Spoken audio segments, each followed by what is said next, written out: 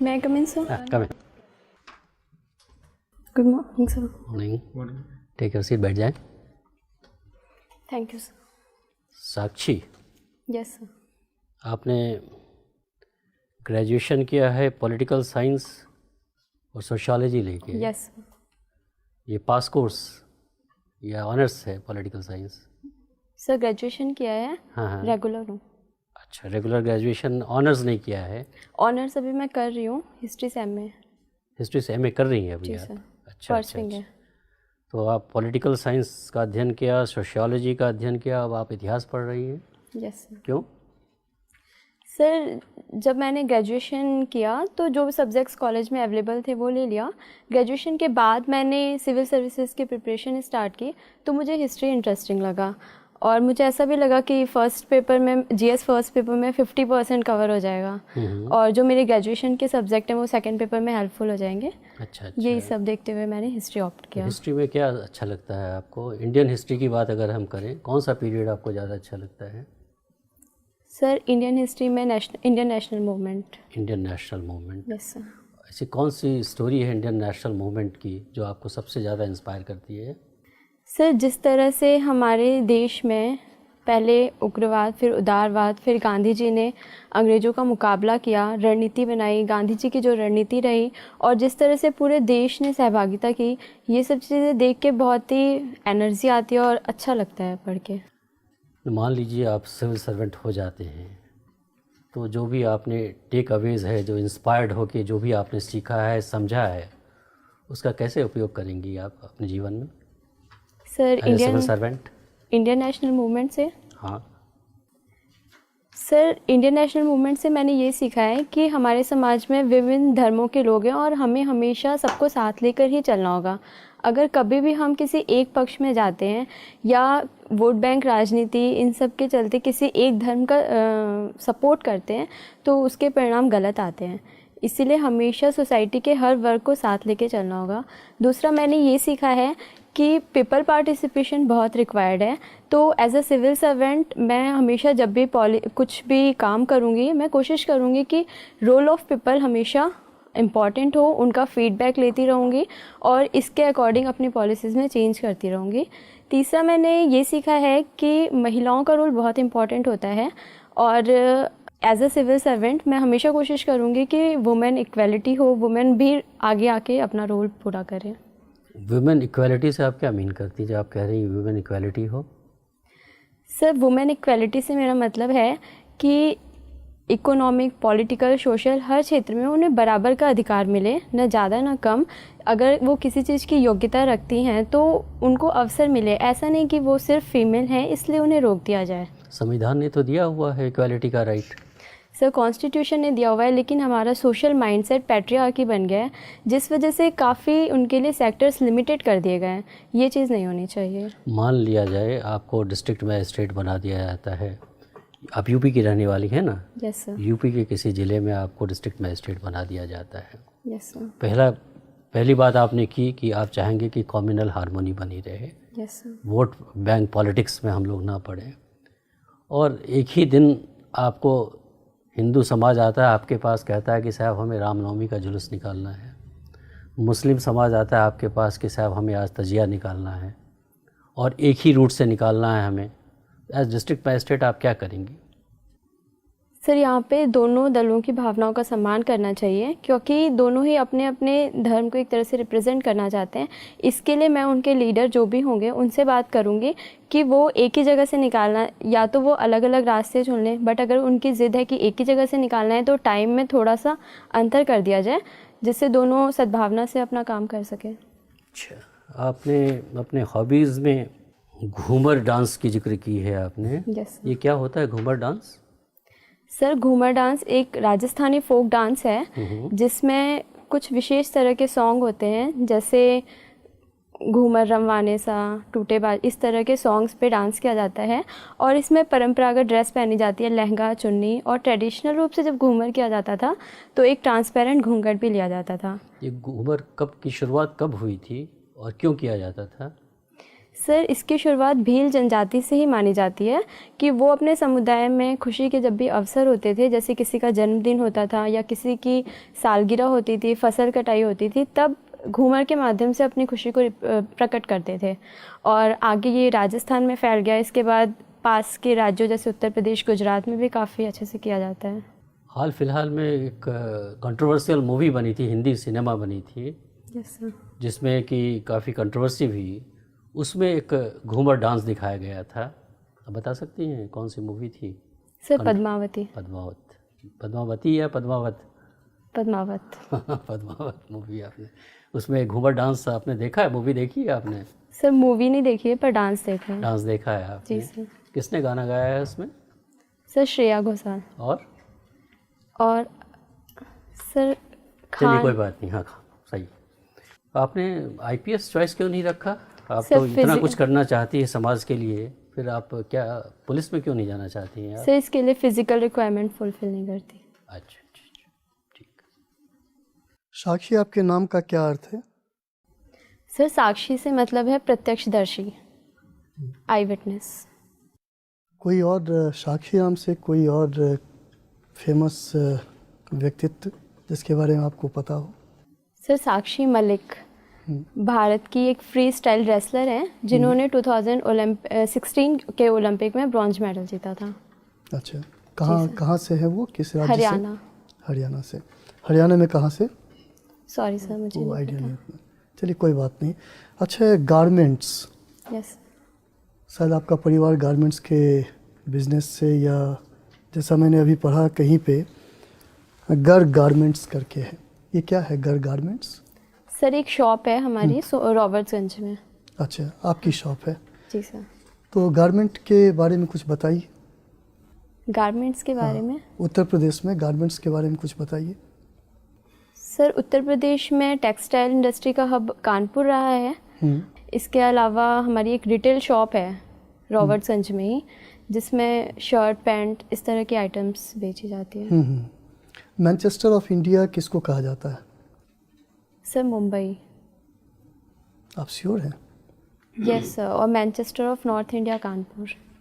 अच्छा, मैनचेस्टर कहाँ है?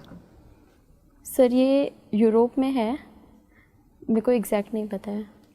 क्यों, जैसे मान लीजिए आपने मुंबई के बारे में ही कहा, मैनचेस्टर ऑफ इंडिया, या कानपुर के बारे में ही कहा, तो क्यों उन्हें कहा जाता है मैनचेस्टर? सर वहाँ पे ऐतिहासिक रूप से बहुत ज़्यादा टेक्सटाइल इंडस्ट्री का विकास देखा गया। वहाँ के जो लेबर थे वो उसमें स्किल्ड हो गए, जिसकी वजह से वो इंडस्ट्री और ज़्यादा फैलती गई और एक तरह से हब बना हुआ था, इस वजह से कहा जाता है। यद्यपि अब ऐसा नहीं है, अब देश के कई जगहों पे टेक्सटाइल इंडस्ट्री डेवलप्ड हो रही है और कानपुर की टेक्सटाइल इंडस्ट्री की जो टेक्नोलॉजी है वो उतनी अपग्रेड नहीं हो पाई है, इसलिए धीरे धीरे कम होती जा रही है। ड्रेन ऑफ वेल्थ सुना है आपने? यस। किनका सिद्धांत है ये, बताइए कुछ। दादा भाई नौरोजी जी ने सिद्धांत दिया था। इंग्लैंड डेब्ट टू इंडिया ऐसी एक पुस्तक लिखी थी, उसमें ड्रेन वेल्थ फ्रॉम इंडिया कहा था। उनका कहना था कि जो अंग्रेज हैं भारत में भू राजस्व, लगान इत्यादि के माध्यम से हमारी संपत्ति को विदेश लेके जा रहे हैं और इसका परिणाम ये हुआ है कि देश में पर कैपिटा इनकम केवल 20 रुपये रह गई है। इसको उन्होंने ड्रेन ऑफ वेल्थ कहा था। अच्छा, कोई मुझे ध्यान आ रहा है डैनियल डिफो की। डैनियल डिफो नाम सुना है आपने? Sorry sir. Robinson Crusoe? नहीं सर। सुना है ना? नहीं सुना है। रॉबिन्सन क्रूसो का भी नहीं सुना है? अच्छा, चलिए कोई बात नहीं है। अब मुझे एक आपने कहीं वेस्ट मटेरियल के बारे में कुछ लिखा हुआ है। Yes sir. ठीक है ना, तो क्या है ये? सर ये मेरी इंटरेस्ट है। मैं स्कूल टाइम से ही हमारे स्कूल में प्रोजेक्ट्स दिए जाते थे कि पेन स्टैंड बनाना है या फिर घर से जो भी वेस्ट मिलता है उससे कोई शो पीस बनाना है। तो ये मुझे बहुत ही अच्छा लगता था बनाना। घर में भी मैंने अक्सर देखा था मम्मी को कि वो बची हुई उनसे एक अच्छा स्वेटर बना देती थी। तो ये मेरे को एक हॉबी की तरह डेवलप्ड हो गया और मैं जब भी मुझे कोई नया सामान चाहिए होता है, मुझे लगता है कि मेरे पास कोई वेस्ट सामान पड़ा हुआ है जिसका यूज़ करके मैं बना सकती हूँ। अच्छा, वेस्ट मटेरियल के डिस्पोजल के लिए अलग अलग मतलब ढंग से किया जाता है डिस्पोजल, कुछ पता है उसके बारे में? कैसे डिस्पोजल किया जाता है? जी सर, इसके कई तरीके हैं। जैसे एक लैंडफिल करते हैं, ज़मीन में दबा देते हैं। दूसरा इंसिनरेशन होता है कि वेस्ट मटेरियल से हम एनर्जी बना देते हैं, या फिर एक अवायवीय श्वसन के माध्यम से किया जाता है। इसके अलावा एक 4R प्रोसेस होता है जिसमें रिड्यूस रीयूज़ के बाद हम उसको रिसाइकल करने की कोशिश करते हैं, जैसे न्यूज़पेपर, प्लास्टिक, और इससे पुनः दूसरे उत्पाद बना देते हैं। कौन सा कंट्री है जो सबसे ज़्यादा वेस्ट मटेरियल प्रोड्यूस करता है? सॉरी सर, मुझे नहीं पता, इसके बारे में ज़्यादा ध्यान नहीं। चलिए कोई बात नहीं। एक और सवाल का मुझे जवाब दीजिए। समाज शास्त्र में, सोशियोलॉजी में एक सोशल बॉन्डिंग करके सिद्धांत है, कुछ पता है उसके बारे में? सब पर्टिकुलर सिद्धांत के बारे में मुझे नहीं पता है, लेकिन एज जनरल सोसाइटी में अगर देखा जाए इंडिया के परिप्रेक्ष्य में, तो इतने धर्मों, जातिगत विविधता है, भाषाई विविधता है, फिर भी सभी एक साथ रहते हैं, टॉलरेंस के साथ रहते हैं, एक दूसरे के कस्टम को अप्रिशिएट करते हैं। इसको मैं सोशल बॉन्डिंग के रूप में देखती हूँ। चलिए ठीक। अभी आपने, ये आपका पहला साक्षात्कार है? Yes sir. इससे पहले आपने प्री दिया है? जी सर। ओके। अच्छा, जो भी सर ने सवाल पूछा हो जिसका मैं वहीं से शुरू करता हूँ। आपने कहा सभी लोग बड़े सहिष्णुता से रहते हैं। मैं तो सहमत नहीं हूँ इस विचारधारा से। आए दिन दंगे होते हैं, थोड़े छोटे छोटे सामाजिक तनाव के ऊपर लोग उत्तेजित हो जाते हैं। और सर ने भी एक सवाल इससे मिलता जुलता पूछा था कि दो अलग अलग समुदाय के लोग जुलूस निकालना चाहते हैं, एक ही समय पर निकालना चाहते हैं। आपने कहा कि हम उन्हें अलग टाइम दे देंगे, लेकिन ये लड़ाई तो उसी बात की है, साथ साथ निकालेंगे। तो कैसे आप उसको हैंडल करेंगे, ये बताइए। मैं आया हूँ, मेरे साथ एक और लोग आए हैं, और मेरा टाइम तो वही है, मैं तो नहीं बदलने वाला। बताइए। और आप उनको कहेंगे कि नहीं सब लोग प्यार से रहिए, तो कहने वाली बात है। मैं तो नहीं मानता कि लोग प्यार से रहते हैं। तो कैसे हैंडल करेंगे आप इस सिचुएशन? सर, अगर वहाँ की मैं डिस्ट्रिक्ट मैनेजर हूँ तो मेरे पास अथॉरिटी है कि मैं उन दोनों को मना भी कर सकती हूँ जुलूस निकालने के लिए। तो यहाँ पे मैं उन्हें पहले एक प्रपोजल दूंगी कि आप लोग इस टाइम पे निकाल लीजिए जिससे लॉ एंड ऑर्डर मेंटेन रहे। बट अगर वो नहीं एग्री करते हैं तो मैं उन्हें मना भी कर सकती हूँ कि आप दोनों को ही फिर परमिशन नहीं दी जाएगी जुलूस निकालने की। जब आप दोनों लोगों को मना करेंगी तो उसमें से एक जो उसका आयोजक है वो वहाँ के जो विधायक हैं उनका भाई है, वो उस कमेटी का चेयरमैन है, और वो बहुत प्रभावशाली है। 70 वर्ष से उसकी सीधी पहुँच है, और वो आपके पास भी बैठता है। उस दिन वो भीड़ उसके साथ है, तो वो भीड़ को देख के और ज़्यादा उत्तेजित हो गया है, और वो आपसे उसका जो एक नजरी लगाव है, जो आपके पास उठता बैठता है। जो डीएम आपके पास कई बार सिफारिशें लेके आया है, आपने उसकी 1-2 सिफारिशें छोटी मोटी मानी भी है। उस दिन वो आपसे ये सिफारिश मनवाना चाह रहा है। विधायक का भाई है, मुख्यमंत्री जी अभी कुछ दिन पहले उसके यहाँ आके गए हैं। बताइए अब आप कैसे मना करेंगे? सर, अगर उससे मेरा कोई कांटेक्ट है या मैं उसको जानती हूँ तो भी एज अ डीएम मुझे सोशल परिप्रेक्ष्य में काम करना होगा। मैं किसी पर्सनल के लिए काम नहीं कर सकती हूँ। और अगर मुझ पे पॉलिटिकल प्रेशर आता है तो मैं विधायक जी को समझा भी सकती हूँ, कंडीशन से उन्हें बता भी सकती हूँ कि इस तरह की सिचुएशन है, और अगर ऐसी कोई घटना एक साथ जुलूस निकाला जाता है तो यहाँ पे दंगे की स्थिति बन सकती है। और अगर फिर भी वो पॉलिटिकल प्रेशर बनाते हैं तो मैं डिनाई कर दूँगी कि सर। अच्छा चलिए, इसी में एक सिचुएशन और जोड़ते हैं। आपने उसको मना कर दिया, वो मान गया, लेकिन इन द मीन टाइम आपके जो मंडलायुक्त हैं, कमिश्नर हैं, जो आपसे 10 साल सीनियर हैं, उनका अगला रिंग आता है, कहता है नहीं इसमें जो दूसरा एक जो धर्म विशेष है उसको परमिशन नहीं देनी है और इनको परमिशन देनी है, इनको उसको टाल देना है। तो उस स्थिति में क्या करेंगे? वो तो आपको सीनियर है और वो आपको आदेश दे रहा है कि आप उनको उस पक्ष को दे दीजिए जो कि सत्ता पक्ष है, और जो दूसरा व्यक्ति है जो कि दूसरा धर्म विशेष का, उसको नहीं देना है या उसको टाल देना है कोई बहाना बना के। उस स्थिति में आप क्या करेंगे? और वो आपके सीनियर है, इमीडिएट सीनियर है, आपके कमिश्नरी में ही बैठते हैं जहाँ पे वो आपकी रोज मीटिंग लेते हैं। सर, पहले मैं उन्हें कंडीशन से अवेयर कराऊंगी और इसके क्या वो तो अवेयर है, आप उन्हें क्या, वो तो आपके सीनियर भी हैं। तो सर मैं उनसे अपील करूंगी कि वो मुझे रिटर्न में लिख के दें, और इसके जो भी कॉन्सिक्वेंसेज होंगे उसकी रिस्पॉन्सिबल फिर मैं नहीं होंगी। मैं उन्हें ऐसा स्पष्ट कर दूंगी। ओके, मतलब आप उन्हें बोल देंगे कि वो लिखित में दें। वो तो नाराज हो जाएंगे, आपकी करेक्टर रोल भी वही लिखेंगे। नहीं, आप सोच लीजिए, आप मुझे आराम से तसल्ली से जवाब दीजिए। मैं ये कह रहा हूँ कि आपकी जो करेक्टर रोल है, जिसके आधार पे आपका अपना प्रमोशन डिपेंड करता है, वो उसको खराब कर देंगे। वो लिख देंगे कि she is a very poor officer and he will grade you between 1 to 4 marks which are very poor for your promotion purposes. Then what exactly will you do in that situation? Sir मैं यही करूँगी, मैं उनसे return में लिखने को दूंगी, और जो भी कॉन्सिक्वेंसेज होंगे उसके रिस्पॉन्सिबल फिर वही होंगे। और जो मेरा फीडबैक है ये मेरे काम पे डिपेंड करता है। इस तरह के पॉलिटिकल प्रेशर तो आते रहेंगे। अगर मैं हर समय झुकती हूँ और इसकी चिंता करती हूँ कि मेरा फीडबैक कैसा रहेगा, तो ये तो मेरे लिए ही निगेटिव होगा। आपके लिए नेगेटिव होगा तो आप तैयार हैं, पुअर परफॉर्मेंस Yes, sir. आपकी होगी उसके लिए आप तैयार हैं। ओके अच्छा, एक बहुत छोटा सा सवाल मैं आपसे और पूछ रहा हूँ। आपने कहा कि आप इंडियन नेशनल मूवमेंट से बहुत प्रभावित हैं, लेकिन मैं ये कह रहा हूँ कि इंडियन नेशनल मूवमेंट एक बहुत बड़ी असफलता है। अगर इंडियन नेशनल मूवमेंट सफल होता तो देश बढ़ता नहीं। अगर इंडियन नेशनल मूवमेंट को सक्सेसफुली लीड किया जाता तो सांप्रदायिकता इतनी बड़ी समस्या नहीं होती। अगर इंडियन नेशनल मूवमेंट को और ज़्यादा कलेक्टिवली कॉलेजियल वे में और अच्छी तरीके से अगर उसको लीड किया जाता तो इतने ज़्यादा भेदभाव और सामाजिक तनाव नहीं होते। तो इसका मतलब इंडियन नेशनल मूवमेंट तो एक असफल फिनोमिना है, मैं उसको कहूँगा इट्स ए अनसक्सेसफुल फिनोमिना। आप कैसे मुझे मुतमईन करेंगे कि वो सफल है या असफल, बताइए।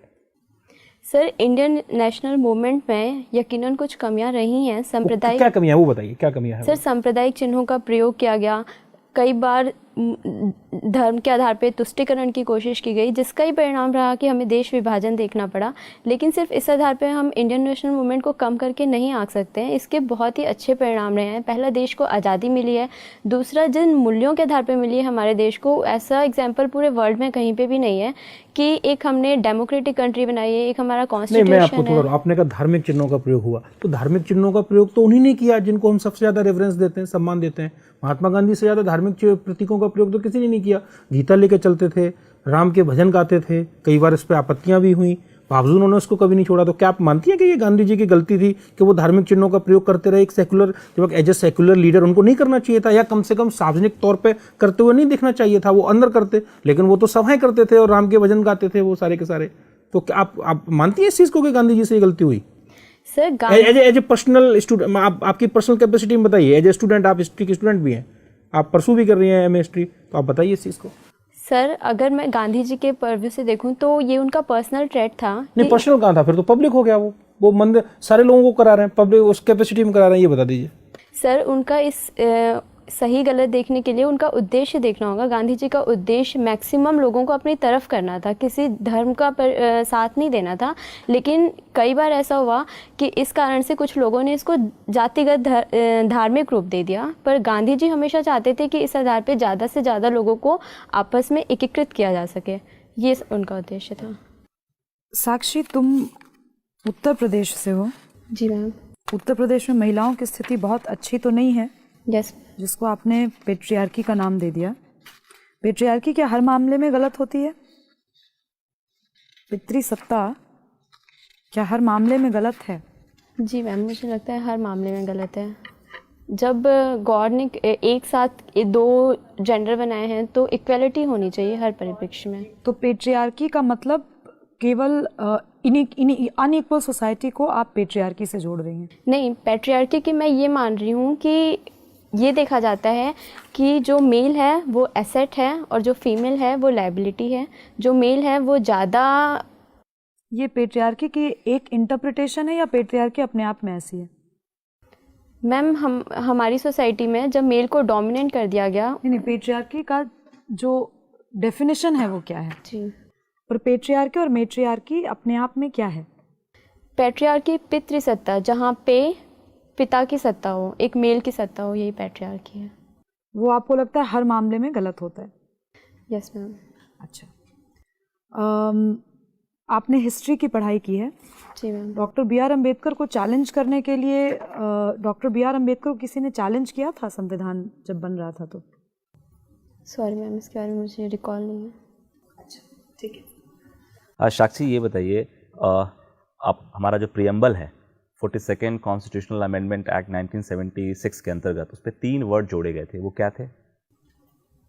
पंथ निरपेक्षता, लोकतंत्र, गणराज्य। मुझे ये बताइए कि इसके पीछे उद्देश्य क्या था? क्या जोड़ने के बाद ही भारत सेकुलर हुआ, सोशलिस्ट हुआ, या उसके पहले भी था? मुझे ये बताइए कि उसको जोड़ने की उस समय तात्कालिक कारण क्या था, क्यों जोड़ा गया? सर, भारत तो हमेशा से ही एक पंथ निरपेक्ष रहा है, लेकिन उसको जोड़ के एक संवैधानिक रूप दे दिया गया कि हम अपने डॉक्यूमेंट्स के माध्यम से दिखाना चाहते हैं कि भारत एक पंथ निरपेक्ष देश है। इसका कोई धर्म नहीं है, लेकिन ये हर धर्म के साथ इक्वलिटी के साथ बिहेव करता है। उसको एक डॉक्यूमेंट्री स्वरूप दे दिया गया जोड़ने से। अच्छा, ठीक है। अच्छा, आप मुझे ये बताइए कि नक्सलिज्म एक विचारधारा है। जी सर। ये अभी जो चल रहा है भारत में, इसके पीछे की विचारधारा कौन सी है? वो किससे इन्फ्लुएंस विचारधारा है नक्सलिज्म? सर, नक्सलवाद की प्रॉब्लम एक ऐतिहासिक है, कम्युनिस्ट पार्टी ऑफ इंडिया से है, जो कि माओवाद की विचारधारा से प्रभावित थे। और कम्युनिस्ट पार्टी ऑफ इंडिया में कुछ लोग सत्ता में आते हुए अपने उद्देश्यों की पूर्ति करना चाहते थे, तो उसी में एक दल था जो इससे सहमत नहीं था और उन्होंने अलग होकर नक्सलवाद का गठन किया। और ये प्रॉब्लम हमारे देश में जहाँ जहाँ देखी जा रही है, उसके पीछे पावर्टी, अनएम्प्लॉयमेंट, ये मुख्यतः रीज़न रहे हैं। जो मेन स्ट्रीम पॉलिटिकल पार्टी है कम्युनिस्ट पार्टी ऑफ इंडिया जी सर। और जो नक्सल मूवमेंट चल रहा है, दोनों में क्या अंतर है? Sir, communist Party of India एक वैधानिक रूप से अपने उद्देश्यों की मांग करती है, पूर्ति करती है, लेकिन नक्सलवाद हिंसा का सहारा लेता है और एक नॉन स्टेट एक्टर है। दोनों के पीछे की जो एक विचारधारा है वो एक ही है, कॉमन है, आप कह रही हैं, लेकिन एक लोकतांत्रिक तरीके से है, एक गैर लोकतांत्रिक तरीके से। जी सर। ठीक है, मेरा अंतिम प्रश्न आपसे है, बेटी बचाओ बेटी पढ़ाओ अभियान के बारे में सुना होगा आपने। यस। इसका एक मेन फोकस है कि जो PNDT एक्ट है हमारा, उसके प्रोविजंस को इफ़ेक्टिवली इम्प्लीमेंट करना। इसके बावजूद जिन डिस्ट्रिक्ट्स में इनको चलाया गया है, जो एक रिपोर्ट है, इंडिपेंडेंट रिपोर्ट है, अभी सेक्स रेशियो अभी भी वहाँ स्क्यूड है, कुछ भी क्वालिटेटिव चेंजेस नहीं आया। तो क्या किस तरह की चुनौतियाँ हैं, क्यों ऐसा क्यों? जैसे एक हमने टारगेट सेट किया और उस टारगेट तक पहुँचने के लिए एक प्रोसीजर डिफाइन किया, फिर भी हम वहाँ तक पहुँच नहीं पा रहे हैं उस लिमिटेड टाइम लाइन को ध्यान में रखते हुए, क्या कारण है? सर, इसका कई परिप्रेक्ष्य में आंसर देना चाहूँगी। पहले जो PCP NDT एक्ट है वो सही तरीके से इम्प्लीमेंट नहीं हो पा रहा है, उसमें जितने रिक्वायरमेंट स्टाफ और फंड की फैसिलिटीज़ है वो नहीं दी गई है, जिसकी वजह से आज भी हर जगह पे देखा जाए अगर किसी को एबॉर्शन कराना है तो वो कुछ पैसे दे के करा लेता है। दूसरी बात ये है कि हमारी सोसाइटी का जो माइंडसेट बना हुआ है कि लड़की एक लाइबिलिटी है और अगर इसका जन्म होता है तो हमें डावरी कलेक्ट करनी पड़ेगी, इसकी सेफ्टी की प्रॉब्लम होगी, तो वो लड़कियों को जन्म नहीं देना चाहते हैं। और एक और मुझे रीज़न दिखता है कि आजकल संपन्न परिवारों में 1 बच्चे या 2 बच्चे की पॉलिसी देखी गई है। अगर उन्हें पहला लड़का हो जाता है तो फिर वो आगे बच्चे नहीं पैदा करते हैं, जिसकी वजह से भी सेक्स रेशियो पे फ़र्क दिखता है। साक्षी, आप गारमेंट बिजनेस से आपका परिवार जुड़ा हुआ है। जी सर। आजकल इंडिया साइज़ की चर्चा बहुत हो रही है, ये क्या है इंडिया साइज़? सर, हमारे देश में गारमेंट इंडस्ट्री हमेशा से ही हथकरघा उद्योग बहुत ही उन्नति पे रहा, लेकिन कभी भी इसकी ब्रांडिंग नहीं की गई। हमारे जितने भी मटेरियल्स होते हैं इनके अपने साइज़ नहीं डिसाइड किए गए। जैसे हम विदेशी ब्रांड देखते हैं उनमें पर्टिकुलर साइज़ डिसाइडेड होता है, जिससे विदेश में कहीं भी किसी को ख़रीदना होता है तो उसको साइज़ के आधार पर कोई कन्फ्यूज़न नहीं होती है। भारत के परिप्रेक्ष्य में भी ऐसा करने की कोशिश की जा रही है ताकि हम एक वास्ट मार्केट को कवर कर सकें। किस तरह से कोशिश हो रही है? सर, इसमें इंडिया साइज़ बनाया जाएगा कि हम अपने मानकों के आधार पे 30, 32 जो भी साइज़ हैं उनको डिफ़ाइन करेंगे और उसको एज अ डॉक्यूमेंट्री प्रेजेंट करेंगे ताकि जो परचेज़ कर रहे हैं उन्हें आसानी हो। ऑनलाइन भी परचेज़ कर रहे हैं तो उन्हें आसानी हो। किन्हीं 3 देशों का नाम बताएं जहां ऑलरेडी स्टैंडर्डाइज हो चुका है। सॉरी सर, मुझे नहीं पता। बहुत बहुत धन्यवाद, आप जा सकती हैं। Thank you sir.